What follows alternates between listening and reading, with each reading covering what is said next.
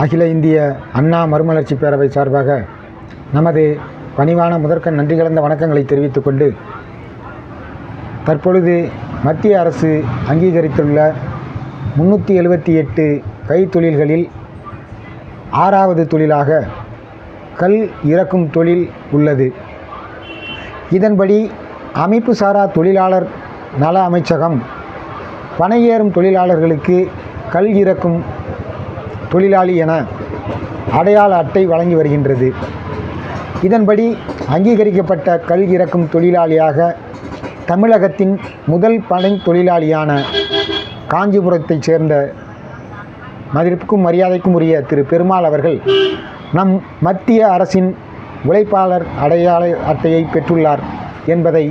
இந்த நேரத்திலே உங்கள் அனைவருக்கும் மகிழ்ச்சியோடு தெரிவித்துக் கொண்டு, இனி மதிப்பிற்கும் மரியாதைக்கும் உரிய திரு பெருமாள் அவர்கள் நம்முடைய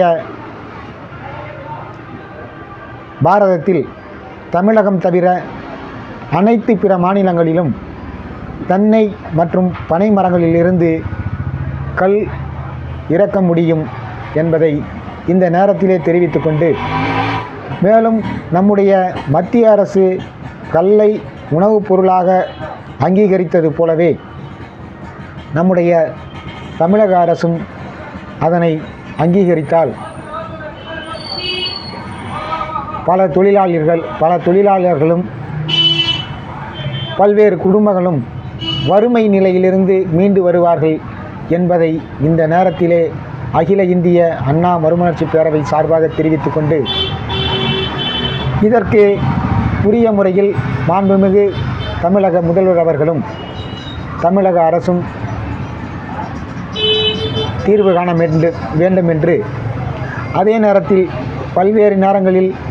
கல் இறக்க அனுமதி கேட்டு பல்வேறு கட்ட போராட்டங்களையும் தமிழக மக்களும் பனையேறும் தொழிலாளர்களும் நடத்தி வருகின்றனர் என்பதை இந்த நேரத்திலே தெரிவித்துக் கொண்டு, அவர்கள் வாழ்வில் ஒளியேற்ற வேண்டும் என்று மாண்புமிகு தமிழக முதல்வர் அவர்களை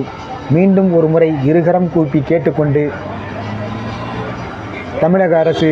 கல் இறக்க அனுமதி அளிக்க வேண்டும் என்று விடைபெறுகின்றேன். நன்றி, வணக்கம்.